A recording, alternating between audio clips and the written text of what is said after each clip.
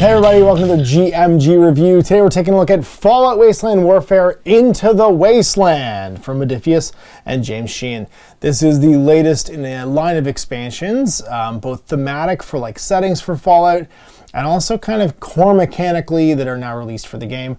And I'm actually particularly excited about this one. There's another one I will be looking at in the future, which is more of a campaign setting that expands in the Commonwealth expansion. But this one right here, I thought was the right one to do first for a bunch of reasons. I have some comments about it too, but let's give you the sort of nickel tour. So what is it? Well, when you get it, it's plastic bound, but it's actually a booklet of new rules and then an absolute chuck ton of new cards and card stock. If you haven't played the Fallout game yet, and I'm not very quiet about this being my one sort of like criticism of the game, it's incredibly token and card heavy. Now, I will short story long my criticisms of that with, I understand why. When you're doing a licensed product like Fallout, you're dealing with the license owner. Once you agree upon the format you're going to do a game in, you're kind of married to it for the life of that edition of the game, and you can't go back and reimagine it. So there is kind of a compound interest right now of like assets for the game. And they're used to like mechanically distribute information. So for instance, in Fallout, when you've played the Fallout video games, one of the biggest elements in Fallout is like the loot mechanic, right? Where you're gonna like get attacked by a bunch of ghouls and have to kill them all. And then you find that they're carrying some Nuka-Cola, or they're carrying some bottle caps, or they're carrying, there's some glue across the table.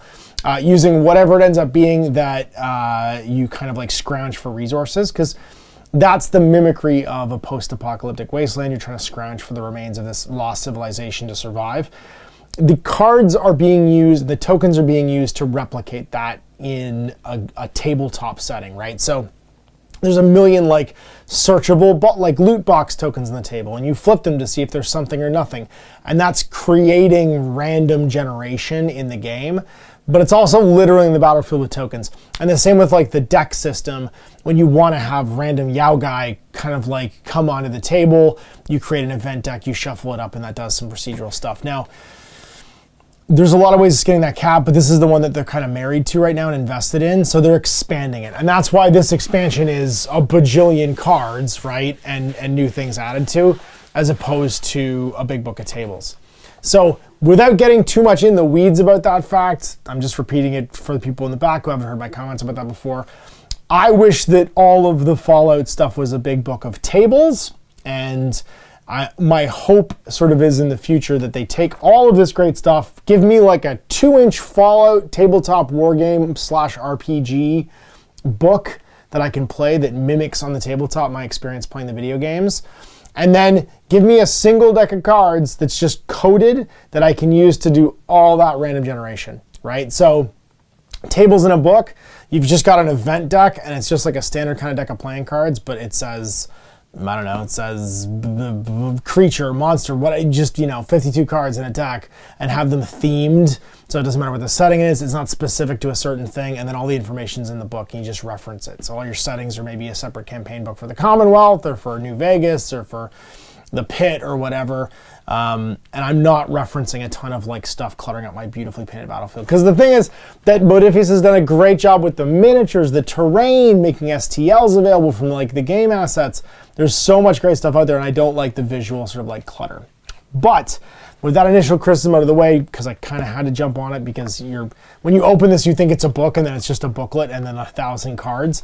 I'm excited about this. I think this is really cool. This is probably the closest Modiphius has come to creating what I think I'm super passionate about, which is that tabletop version of you wake up in a vault, you have to go and explore your surroundings in game form. And that's what Into the Wasteland is. It's designed to mimic generating a wasteland scenario. So you get up, you leave your vault, and you start exploring. That's the fun of Fallout games, right? Going to the next part of the map and seeing what's there. It gives you a general way of doing it. There's a battlefield shape and size deck. So you're gonna, again, use random generation to create your deck. And everything's divided into 1 foot by 1 foot tiles with random deployment. So when you explore a new thing, you play a new game with your 500 cap force of models, like your little hardy group of people go off and start exploring and having adventures. Every time you play a game, it's going to give you a new style and shape of map and where all the starting waypoints and stuff are for stuff.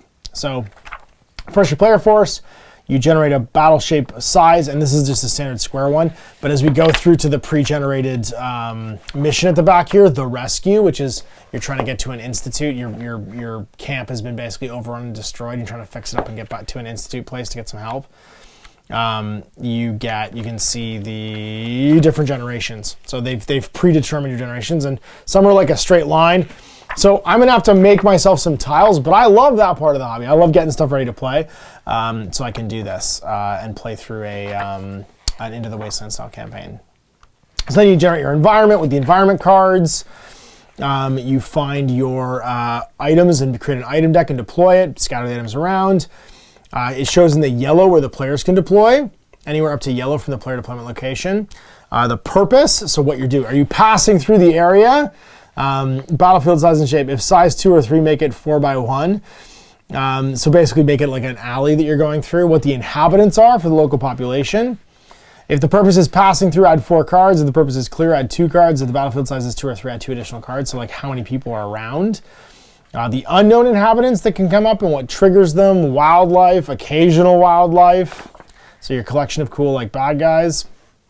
Then you place your inhabitants on all the scatter areas and how far they scatter from. It's basically just a way of, this whole book is basically how do you populate the table. And then you build your Wasteland deck. You build your like Wasteland scenario like special rules if you have any. And then you get to create habitats. Walking into any area of the Wasteland and it's inhabited by raiders traveling across it, mole rats aggressively guarding their nest, deathclaws hunting, etc., etc. So you get natural behaviors. Now, this is a new AI deck, basically, that is allowing you to just generally create behaviors for the wildlife. So like grazing is a natural behavior. And you can, when they're behaving naturally, it'll give you like different sort of styles of doing stuff. So like natural behavior details, like what does it look like while they're doing it? And what special things might they do? And they go aggressive and exit from natural behavior if you trigger their whatever their hostility is, and then they use their own AI deck afterwards. So again, I get it. I get the assets thing. And then how do legendary creatures work? Well, they've got their own sort of like cards that usually come with them for like the Deathclaw matriarchs or whatever.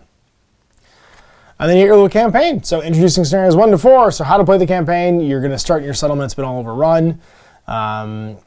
Patrol duty, it's been done, but sometimes like this one can be so boring. Nearing home now, you see the reassuring smoke of the settlement's cooking fires rising over the ridge, but the smoke is too dark. The columns too numerous. Cresting the ridge reveals your settlements in chaos. Many small fires burn, the contents of the building strewn across the ground, and the power generators lifeless. People tending to the wounded. So you got hit and run by a bunch of raiders. They all seem unconnected, but now it's clear. The Institute is active in this region. Settlers have been kidnapped. You can't let your settlements sacking and pillaging go unanswered. You're going to race after all the hostages that have been taken and try and rescue them from the Institute. And that's this 4 linked scenarios. And it gives you like a bespoke sort of like bunch of like choose your own adventure paragraphs to read through too as you do the different scenarios and what monsters and stuff are on there too. And then a final showdown at the Institute encampment. And that's it. So what am I excited about? I'm excited that I now have a system for generating random adventures. I wrote a whole bunch of like solo and co-op adventures, but these are designed to be solo and co-op using the AI cards. And I can make basically a la carte missions on the fly because I like making content that and playing games that I'm surprised too. If that makes sense. You know, like I think you guys enjoy watching content and watching me play through these missions and these games when I don't know what's going to happen next and my reaction's like a part of it. So I like that there's now like an official way of doing that for Fallout. All of my current criticisms of Fallout remain. And it's all mechanical. It's all that there's a different way of doing this without all these physical assets that I feel would just be tidier. And you could have like a one ring to rule them all deck of cards for the elements of the game that you need to randomly generate that just refer to bigger sort of nice rule books.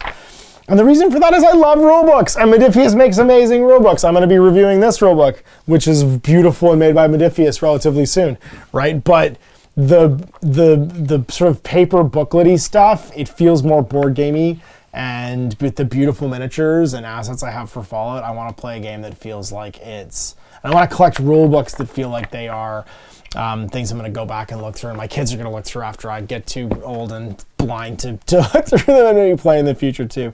So kind of a beloved property, and I'm looking forward to hopefully they do a second edition at some point. Because the game is great, it's a ton of fun to play, it has all this like magic in it, and it feels a little bit overwhelming with the amount of like assets now involved.